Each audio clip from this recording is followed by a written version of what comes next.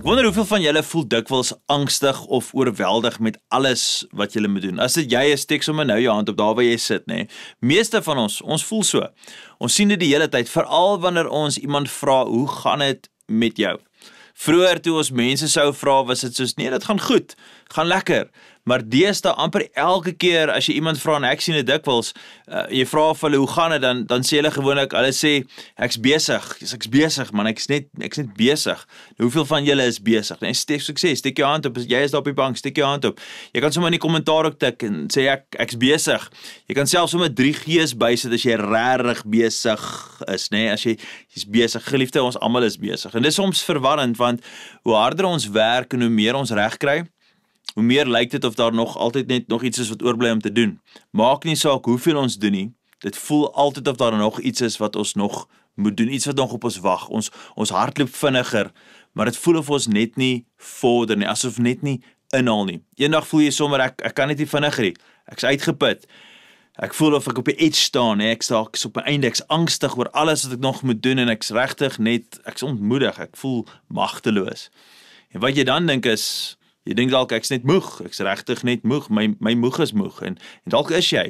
Maar vir baie van julle wil ek voorstel, julle is nie net fisies moeg nie.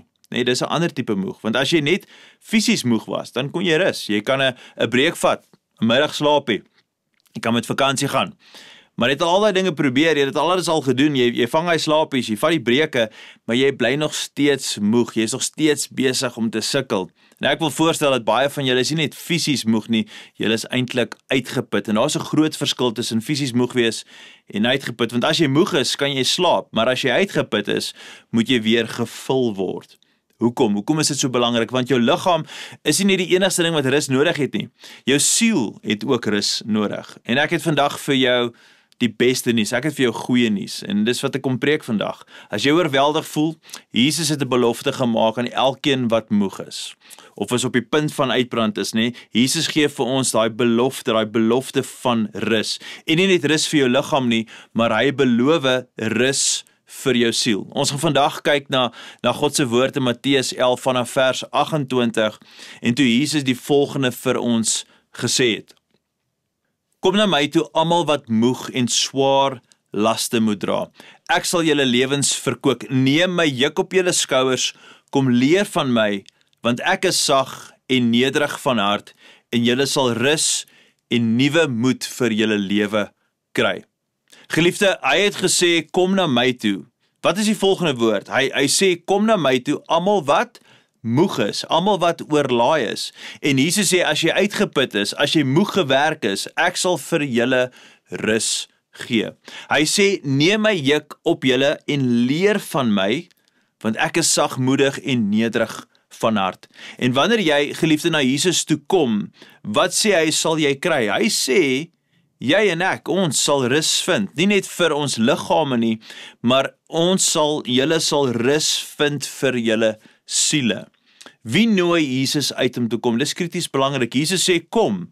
Wat is die volgende woord? Hy sê almal. Ek hou daarvan, almal moet kom. Dit maak nie saak wie jy is nie, dit maak nie saak wat jy gedoen het nie, dit maak nie saak hoe ver jy op hierdie oomblik van hom af, hoe ver jy van hom af voel nie, nê?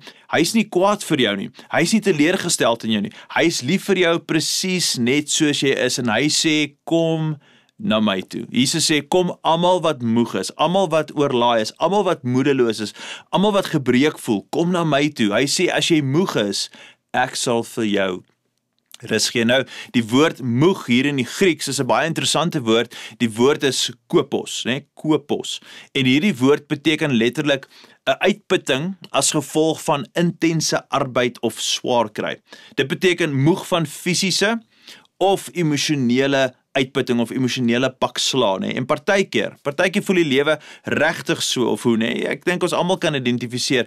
Jy voel nie net moeg nie, jy voel uitgemergel. Dit voel asof alles wat deur jy gaan en alles wat jy al aangepak het, jou hoop is net besig om minder en minder te word, want wat help dit? Ek kom net nie voor nie, nê? Dit is kopos.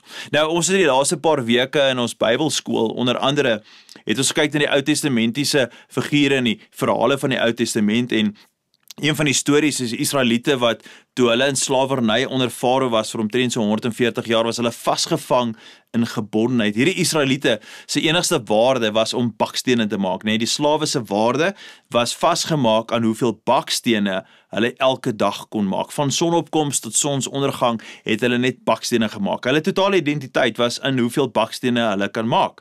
En dit was nie net fisies uitputtend nie, dit was soveel meer as dit. Dit was skopos, dit was sielsverskeurend, nee, verstand dreinerend en geestelik net leegmaak werk. Hulle het net nie, dis al wat, imagine jou lewe, nee, van die oggend tot die aand, bakstene.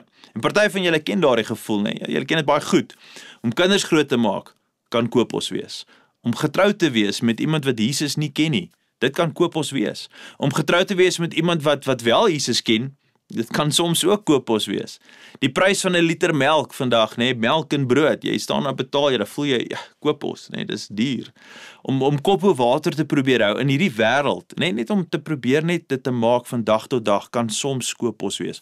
Om met mal mense te werk, hulle is nogals oral, hulle is voor jou, hulle is agter jou, nee, en partykeer is dit jy, partykeer is ons self 'n bietjie kranksinnig, nee, maar om bakstene te maak van die oggend tot die aand, werk, geen einde nie, geen vordering nie, fisies uitgeput, emosioneel moeg. Maar geliefde, dank die Here, dis nie meer soos daardie dae nie, nee. Ek is so dankbaar dat met al ons tegnologiese vooruitgang en met alle sosiale ontwikkeling en met al die wysheid wat ons kry van ons TikTokers af, nee, hulle is baie slim, hoef ons daarom nie meer ons waarde te vind in hoeveel bakstene ons elke dag maak nie, nee, dis nie so nie. Ons probeer mos nooit iemand beïndruk met ons hoop bakstene, of hoeveel likes ons kry, of watter skoene ons dra, of watter kar ons ry nie, nee, dis mos nie hoe ons lewens definieer nie. Wanneer ons iemand ontmoet, vra ons mos nooit, wat doen jy vir 'n lewe, en waar werk jy, en hoeveel bakstene maak jy per dag, nee? Hoeveel followers het jy, volgers, nee, het jy op jou Facebook, of op jou Instagram, wat se punte kry jy, waar studeer jy, wat se buurt bly jy, wat se area, nee? Het jy dalk 'n side hustle, wat doen jy ekstra, nee? Het jy dalk 'n YouTube kanaal, nee, soos by Beleef Gemeente, nee? Het jy al 3000 followers? Geliefde, wanneer jy moeg is vir die slypskool, wanneer jy moeg is vir die stres, wanneer jy oorweldig voel, wanneer jy moeg is om met angs te worstel, wanneer jy moeg is om bakstene te maak, sê Jesus, kom na my toe. Kom na my toe. Wanneer jy dink, jy behoort alles te kan hanteer, maar wanneer jy weet jy kan nie, dan sê Jesus, kom na my toe. En dis nie dat jy fisies aan die sink is nie, jou siel is besig om kleiner en kleiner te trek, het voel of jy wegkrimp, en Jesus sê, kom wanneer jy niks meer kan gee as wat jy reeds gee nie. Kom wanneer jy gebid het en geglo het vir 'n wonderwerk, maar jy weet nie of jy nog 'n geloofsgebed oor het om te gee nie, dan sê die Here, kom wanneer jy alles probeer het, wat jy kan om jou kind weer op die regte pad te kry, jy het al gebid, jy het gesweet, jy het gebloei, jy het gehuil, jy het al alles probeer, kom wanneer jy 2 werke werk en tog kom jy nie uit nie, jy probeer alles, jy het daai side hustle, jy daai ekstra tyd wat jy sit, maar jy kom net nie voor Jesus, jy kom na my toe wanneer jy gebreek is, seer is, moedeloos is, en jy het werklik rus nodig. Geliefde, dit is so kragtig. Die verlosser, die seun van God, die sondelose seun van God sê, kom na my toe, almal wat moeg is, en hy sê, ek sal vir julle rus gee. Dis so mooi, dis so kosbaar, en dan raak dit 'n bietjie vreemd, dit raak regtig bietjie vreemd, want direk na Jesus sê, kom na my toe, ek sal vir julle rus gee, sê hy, neem my juk op julle, en leer van my. Nou, hoeveel van julle weet wat 'n juk is, nee? As jy nie weet nie, ek sê vir jou vinnig verduidelik, 'n juk is hierdie houtkruisstuk ding wat oor 2 nekke van diere vasgemaak word, sodat hulle saam kan werk, saam kan trek, sodat hulle in dieselfde pas kan beweeg. En dan word daardie juk verbind aan 'n ploeg of aan 'n kar wat hulle moet trek. Met ander woorde, 'n juk is 'n werktuig. So, kom ons kyk mooi. As jy moeg is, as jy klaar is, as jy net 'n middagslaapie wil hê, of jy daai borrelbad wil vat, en dan sê Jesus, nee, kom na my toe en ek gaan vir jou 'n gewig om jou nek sit, nee. Jy dink jy kort rus, maar hier's vir jou nog werk. Dis wat Jesus sê. Dis in die Bybel. Dis nogals in daai rooi letters, nee. En as jy van 'n juk praat, daar is nie iets soos 'n enkel juk nie. Dis altyd 2 diere wat saamgekoppel word, sodat hulle meer saam kan doen en sodat hulle moet werk, nee, daai moet werk teen dieselfde tempo. As dit iets is vir net 1 dier, noem ons dit gewoonlik eintlik maar net 'n harnas. So die beginsel is dat hulle kry meer gedoen en hulle doen dit saam en in ritme, né? Soos die selfde pas. En hier is die uitnodiging. Jesus nooi ons uit om saam met hom te werk, om in sy krag te werk, om teen 'n ander pas te begin leef. Met ander woorde, hy nooi jou en vir my nie net uit om sy waarheid te glo nie, hy nooi ons uit om op sy manier die lewe te leef. Om te leef soos Jesus geleef het. As jy moeg is, wees saam met hom.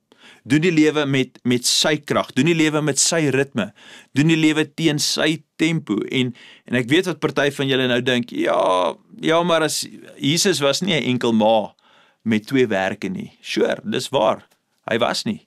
Jesus het nie studielenings gehad nie. Nee, dis ook waar. Hy het nie pensioenfonds gehad wat hy moes terugbetaal het. Jesus het nie vir 'n baas gewerk nie. Nee, dis waar. Al daai is waar en is eerlike punte en jy kan daar sit en dink en jy kan sê nie maar ek oordeel 'n bietjie Jesus se uitgangspunt, maar daar is steeds baie wat ek en jy by Jesus kan leer. Jy moet daarom erken, hy het 'n redelike groot taak gehad. Sy taak was wees volmaak, moet nooit sondig nie. Gee jou lewe as die volmaakte offerlam van God en wat het Jesus die hele tyd gedoen? Wat was sy missie? Hy was altyd beskikbaar vir sy Vader en oral waar hy gegaan het hy altyd die agenda gevolg wat sy Vader vir hom gestel het. 100% in belyn en die wil van die Here. Hy wou net dit doen. As daar iemand wat siek was, het hy dikwels gestop en daardie persoon genees. As daar iemand was wat gebreke was of gebroke was, het Jesus gestop en hy het geluister na hulle storie. En wanneer jy mooi kyk na Jesus, dan sien jy, hy was altyd besig. Maar hy was nooit gejaag nie. Hy was nie angstig nie. Hy was nooit gejaag na die volgende plek toe nie.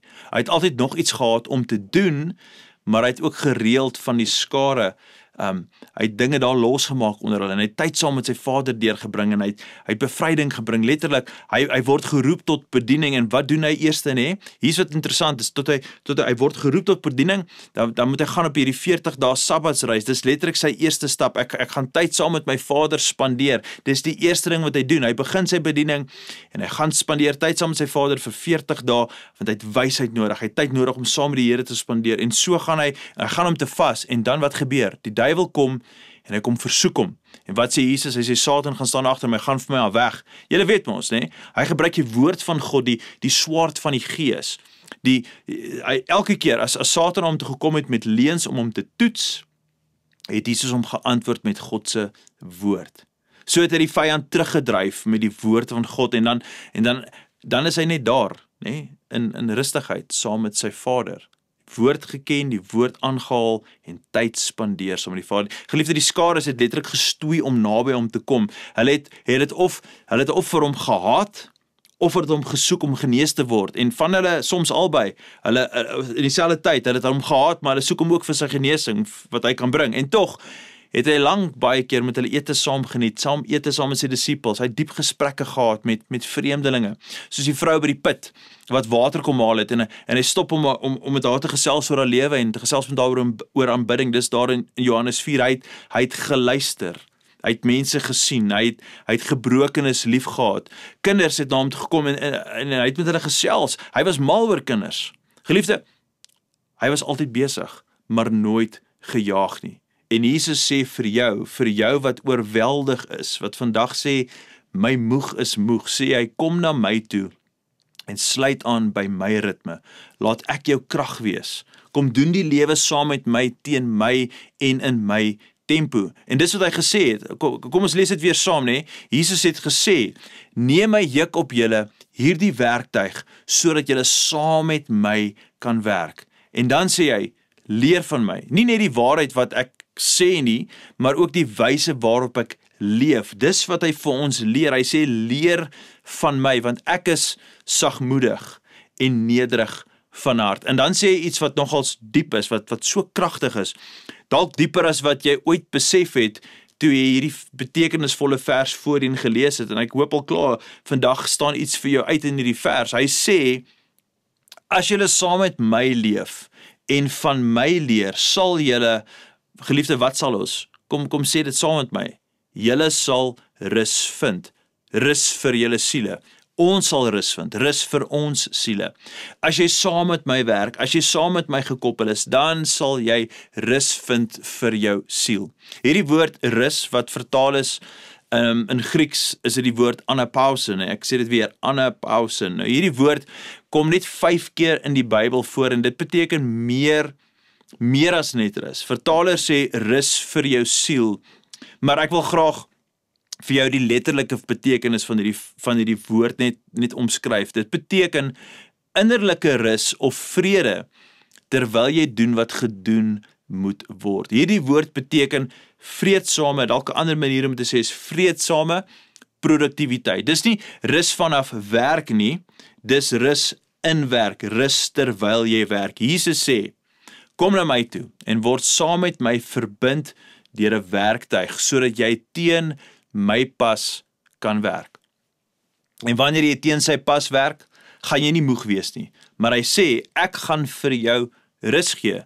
Nie rus van werk nie, om God te dien, geliefde, dit hou jou besig. As jy 'n kind van die Here is en jy arbei soos Jesus om die Vader se wil elke dag, elke oomblik uit te leef, dan is jy besig. Dis nie me time nie, dis he time. Dis sy tyd, nee. En hy sê, ek gaan jou nie net rus gee van dinge om te doen nie, maar ek gaan jou rus gee terwyl jy dinge doen. Ja, ek weet nie of iemand weet waarvan ek praat. Ek weet nie of dit vir jou sin maak wat ek sê nie. Wie van julle het een van daai kontrolelyste, nee, soos 'n dingetjies wat jy moet aftik, daai lys van 'n klomp dinge wat jy beplan 'n klomp goed en dan soos jy hulle aftik, dan voel jy goed. Jy voel ek het lekker alles onder beheer. Ek moet vandag dit tackle, dan moet ek môre daai doen, tik tik tik tik tik. Van my mees produktiewe tye of seisoene in my eie lewe is wanneer ek my dagboek oopmaak en daar's amper geen beweegruimte vir my nie. Ek gebruik gewoonlik kleure om die verskillende verpligtinge te merk wat ek moet doen, en van preekwerk tot besoeke, tot tyd saam met die familie, alles geskeduleer, nee, alles in my dagboek. Ek weet dit klink verskriklik, nee, alles vooruit beplan. Die tye wat ek alles gedoen het en ek kan my Google kalender oopmaak en ek is 2 maande vooruit uitgewerk, nê? En dan voel ek letterlik ek kom voor, ek kry dinge gedoen. En dit is veral nogals vir my lekker gewees. Iemand sê, "Hoor, so kan ek jou sien?" Ja, natuurlik. Kom ek maak gou my dagboek oop en ek wys vir jou so selfvoldaan hoe besig ek is, nê? Kyk hoe baie. Maar geliefde, gelukkig oor die laaste paar jaar het ek geleer dat my waarde en jou waarde kom nie van hierdie lyste wat ons kan afmerk nie. Yes, dis goed om lyste te hê, maar ek wil vandag vir jou sê, jou waarde en my waarde, dit kom absoluut nie van daar af nie. Jou waarde kom nie van wat jy produseer nie. Jou waarde kom nie van wat jy doen nie. Jou waarde kom nie van perfek ma wees nie, of perfek pa wees en vir die perfekte ouers vir ons kinders wees. Jou waarde kom nie van hoe jy voorsien vir jou gesin nie. Jou waarde is nie gebaseer op hoeveel bakstene jy skuif nie. Jou waarde is slegs gebaseer op wie jy is in Christus. Nee, jou lyste kan goed wees, jou lyste kan jy hê. En soos ek gesê het, ek is van die tye wat ek die meestal reg gekry het in my lewe is wanneer my lyste is volledig en daar's klomp goeders en daar's amper die beweegruimte en dit voel goed want jy is besig met goeie dinge en jy kom voor. Maar geliefde, jou lys definieer nie jou waarde by die Here nie. Jesus sê, kom na my toe, word saam met my verbind, né? Sê dit saam met my, né? Sê dit saam met my, kom na my toe en word saam met my verbind. Jesus nooi ons uit, hy sê, kom in my ritme, kom in my pas. Geliefde, as ek kan eerlik wees, wanneer ek sê dat dit baie werk gevat het om op hierdie punt te kom, né? En ek raak elke seisoen beter met dit. Ek leer daagliks wat dit is om te rus terwyl ek werk. Met die plan van 'n nuwe gemeente en die seisoen waarin ons is. Daar's soveel dinge in. Een van die grappies wat ek gereeld maak, ja, sê julle is lekker besig, julle kry 'n klomp dinge reg. Dan sê ek, ja, ons bou die vliegtyg terwyl ons vlieg. Ek het dit so onlangs gehoor, toe dink ek dis so 'n gepaste stelling vir waar beleef nou is, maar ek vind nie my identiteit en wat ons doen deur die week nie. En ek weet my kollegas ook nie, ons vind nie ons identiteit in ons werk wat ons doen nie, en dis wonderlik om te kan werk vir die Here, dis wonderlik om te kan doen wat ons doen, maar ons vind rus terwyl ons werk, want as ons dit nie doen nie, ek kan vir jou beloof, ons gaan so leeg raak, dat eventueel gaan ons niks hê om te bied nie, en dit werk so met my en jou, dit werk so met jou daar by jou werk ook, jy moet kan rus terwyl jy werk, dit is die uitnodiging, ek rus terwyl ek werk, en wat beteken dit? Ek wag nie meer vir 'n vakansie om te herstel nie, ek werk volgens die ritmes wat God geskep het. Ek eer die Sabbat. meeste weke, ek doen my bes, nie almal nie elke week kry ek dit reg nie, maar meeste van die tyd, en waar ek een dag 'n week net stil staan, en net rus, en ek laat toe dat sy krag meer word, in my lewe, die krag wat ek nodig het om te kan funksioneer. So wat is rus? Wat is Jesus se rus? Ek gaan dit so definieer. Rus is enigiets wat jou weer fokus op die genade, die goedheid en die heerlikheid van God. Ek wil dit sommer weer sê. Rus is enigiets wat jou weer fokus op die genade, die goedheid en die heerlikheid van God. Geliefde, dit is wat ware rus is. In baie opsigte was dit 'n rus van strewe, 'n rus van jy wil jouself bewys, 'n rus van altyd probeer om sterk genoeg te wees om alles gedoen te kry. Geliefde, dit is wat ware rus is. Dis 'n ander soort rus, dis sielsrus. Dis nie net om 'n middagslaapie te vat nie. Dis nie net om daai drankie te drink met jou sambreeltjie in jou hand, verstaan, en jy's hier langs die see nie, of langs die swembad nie. Dis nie daai, en julle weet dan waarvan ek praat, daai foto van jou tone en jou boek en die see en daai, eintlik sê jy met hierdie boodskap, ek hoop julle almal haat my, want kyk waar's ek, nê, want ek het jou gehaat toe ek jou foto's gesien het, so hier my foto. Nee, geestelike rus vir jou siel, dit kom net wanneer ek en jy daagliks tyd spandeer in God se woord. Daagliks toelaat dat sy woord ons denke vernuwe en ons van binne af buitentoe transformeer soos ons meer word soos Jesus Christus. Dit kan wees terwyl jy bid, of wanneer jy met God gesels, of wanneer jy stil raak en luister na die stem van die Here, na die Heilige Gees wat jou coach en wat jou leer en jou lei. Dit kan wees in aanbidding. Vir my is een van daai plekke, is om te scuba. Want om 20 meter onder die water te wees, en met alles wat jy sien, die wondere van die skepping, saam met dit, daai stilte, en daai fokus, en daai rustigheid, wanneer ek so die goedheid van God beleef, dan word my tank sommer net ekstra vinnig vol. En dis nie net die voorreg om weg te breek, en te kan gaan doen iets soos dit nie, maar is die verwondering van ons Skepper, wat my hart en my gedagtes vul.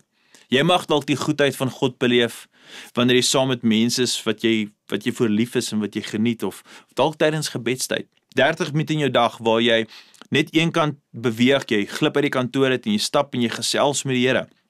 Nou voor ek voltyds in die bediening was, het ek gereeld in my lunchtye, het ek weggeglip eintlik net om te bid en te praat met die Here. Toe ek nog 'n baie jonger gelowige was, het ek sommer in die badkamer net tydens werk, dan glip ek soms net in die badkamer en ek net gebid om net sin te maak van al die mense om my en die situasies om my, want dit was soms maar taai, soms maar moeilik om te glo wat ek glo, en baie keer van ons almal, ons het maar moeilike werksomgewings, en ek dink julle weet waarvan ek praat, daai mal mense wat ek vroeër van gepraat het, jy werk in 'n omgewing en is net taai, en ons bid vir ons mense, en ons gee om vir hulle, en dis hoekom ek weggeglip het baie keer, iets gebeur, 'n enorme onttrekking. Vir my was dit primêr as mense my aangevat het vir my geloof, en ek wens ek kan teruggaan in tyd, en vir jongere vir 'n bietjie coach en vir hom raad gee, en sê, so miskien just dial it down a little bit, maar uit die aard van die saak, my hart het gebreek vir mense, en soms was hier die struwelinge vir geloof, en dan glip ek badkamer, sê, Here, asseblief help my, ek bid vir die mense, maar nietemin, jy weet waarvan ek praat, miskien in jou kar,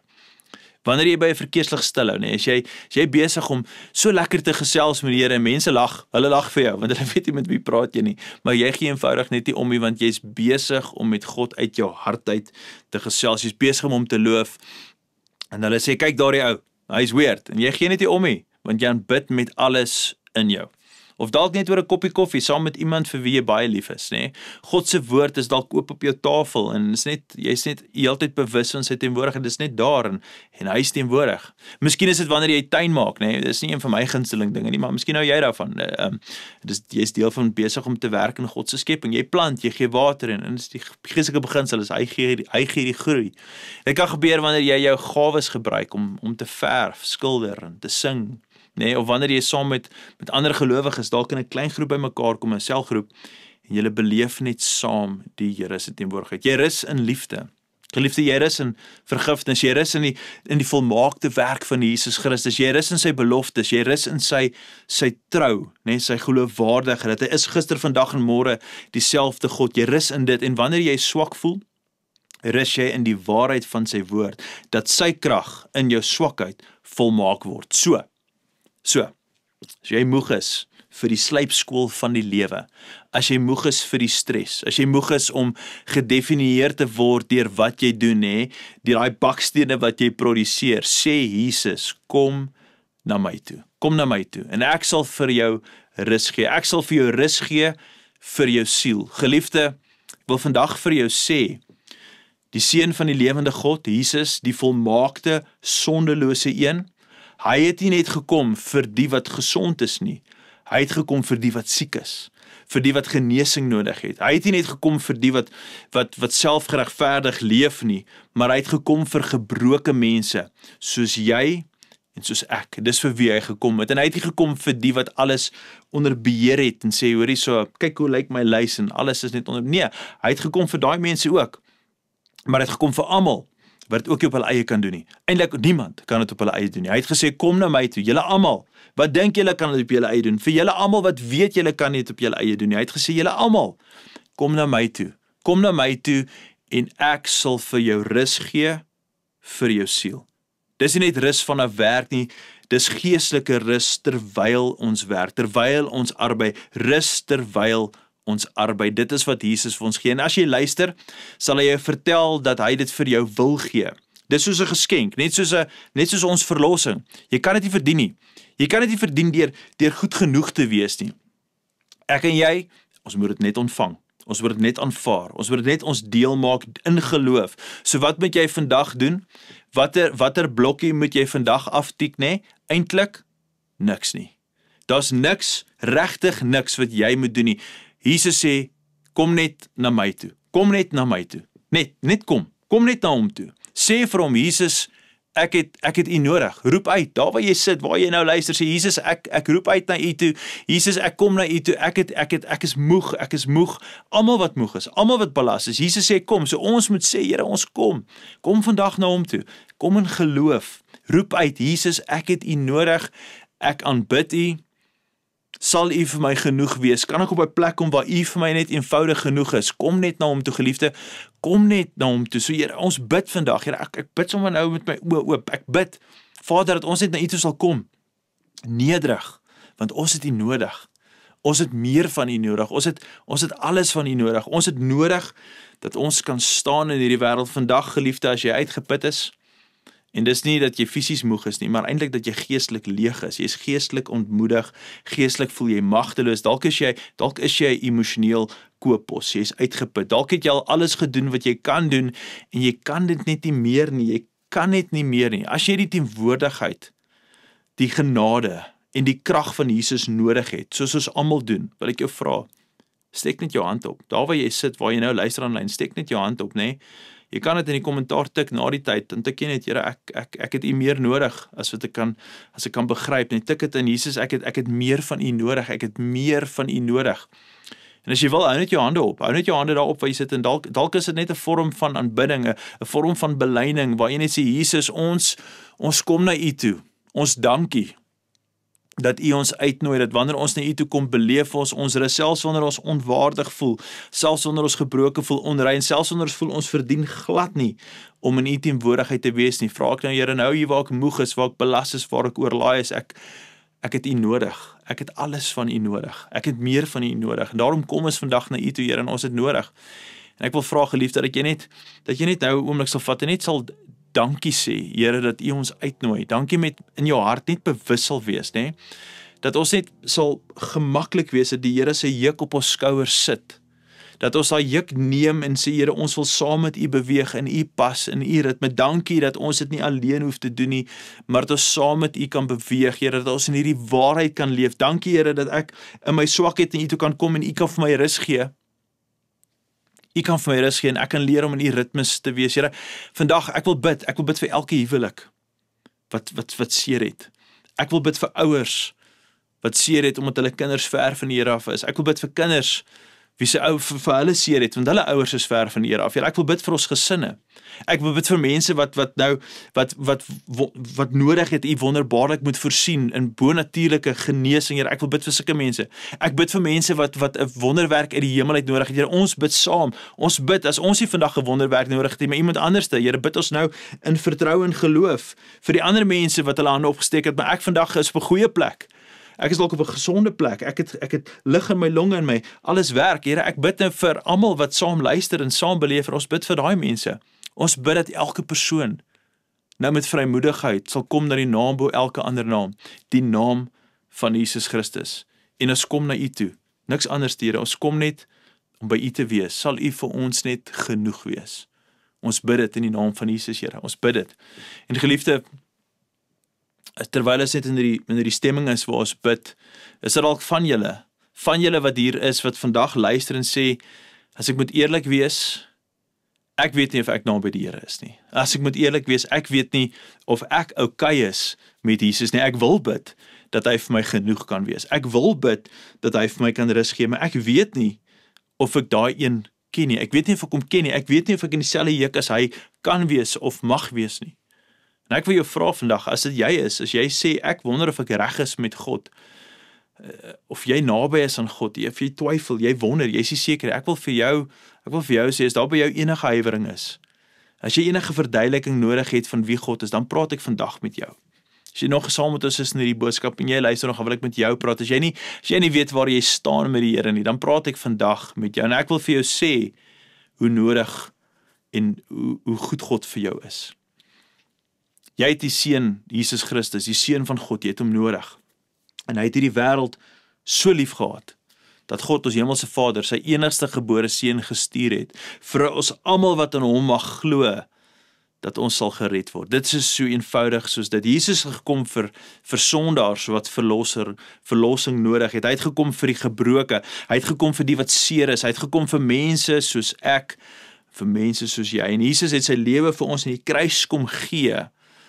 Onskuldige bloed is gestort in ons plek, sodat ons vergewe kan word en ons God kan ken, dat ons van die oordeel van die dood vrygespreek kan word en so in verhouding met God kan inbeweeg, sodat ek en jy Christus kan ken en beleef, en dat hy vir ons daai reiling maak, vir ons daai verandering maak, dat ons daai transaksie wat plaasvind. Geliefde, jy het vandag nodig om te hoor dat Jesus het jou sondes vergewe. Jy het net nodig om hom te aanvaar as saligmaker, as redder, as verlosser, as die een wat dit kan doen. So as jy moeg is, as jy uitgeput is, as jy voel jy is op jou einde, en jy twyfel in wie Jesus vir jou is, en wat hy vir jou kan en wil wees, wil ek jou uitnooi. Daar waar jy is, daar waar jy nou sit, net jou hande op te steek en sê, Jesus, ek kom na U toe. Ek aanvaar U. Ek aanvaar dat U hierdie werk vir my gedoen het. Ek aanvaar dat U my lief het. Ek aanvaar dat ek genoeg is, en dat ek goed genoeg is en okay is om by U te wees. Al verdien ek dit nie, wil ek net by U wees. En as dit jy is, geliefde, moenie dink jy moet eers jou lewe regkry nie. Moenie dink jy moet eers ophou vloek of eers ophou kyk na wat ek nie mag kyk nie, of ek moet net eers 'n beter mens wees nie. Nee, jy moet net kom. Jy moet net kom, jy moet nou kom. Jy moet kom na Jesus toe net soos jy is. En wanneer jy dit doen, wanneer jy na hom toe uitroep, dan vergewe hy jou sondes en hy maak jou splinter nuut. Die ou ding is verby, die nuwe het gekom. Vandag maak nie saak waar jy is, waarvan af jy kyk en van waar af jy luister nie. As jy kan sê vandag, ek het Jesus nodig, en ek weet ons almal het, en jy kan dit vandag bely, dan sê Jesus, kom na my toe. Draai weg van jou sonde en laat toe dat ek saam met jou beweeg. En as jy vandag daai gebed gebid het, as jy vandag daai verklaring maak, en Here, ek dank U vir elke persoon wat vandag hierdie gebed bid, vir elke persoon wat vandag saam geluister het. Here, ons loof U, ons eer U, ons dankie dat U ons kan genees van ons moegheid, wanneer ons moeg is en ons is buite U ritmes. Here, dankie vir daai, maar vir elke ander persoon vandag gesê het opnuut, of miskien vir die eerste keer, ek wil naby U wees, ek wil saam met U wandel. Here, ons eer U vir elke besluit wat vandag gemaak is om U te ken. As jy vandag daai besluit gemaak het, geliefde, as jy gesê het, ja vir Jesus, ek wil saam met Jesus wees, van ons jou vra om die moeite te doen, om net vir ons 'n e-pos te stuur by javirjesus@beleef.org.za. Dit is daar op die skerm, ja vir Jesus. As jy net met ons kan kommunikeer, ons sal graag net met jou wil gesels, saam met jou bid en bid vir versterking, en die rede hoekom ons dit jou wil kontak maak is, want ons wil jou bystaan met jou wandel saam met Jesus, want dit is die beste besluit wat jy ooit kan maak vir jou lewe, want dit is die besluit oor jou ewigheid. Geliefde, vandag het ons geleer Dat Kopos is hierdie uitmergelende, moeg maak ritme van die lewe. En dan kom die belofte van Jesus aan 'n pausen.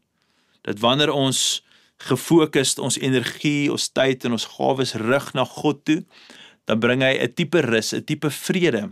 'n tipe rus en vrede wat ons geloof momentum gee, wanneer ons saam met hom in dieselfde juk trek, in sy pas en in sy ritme. Ek hoop hierdie woord het jou geseën en jou hart verkook, jou gedagtes verkook, sodat ons in ritme kan lewe, saam met Jesus Christus. Dankie vir julle tyd, dankie vir julle gebed, en dankie dat julle saam met ons wandel by Beleef. Ons waardeer julle, ons is lief vir julle. Gaan in vrede, totsiens.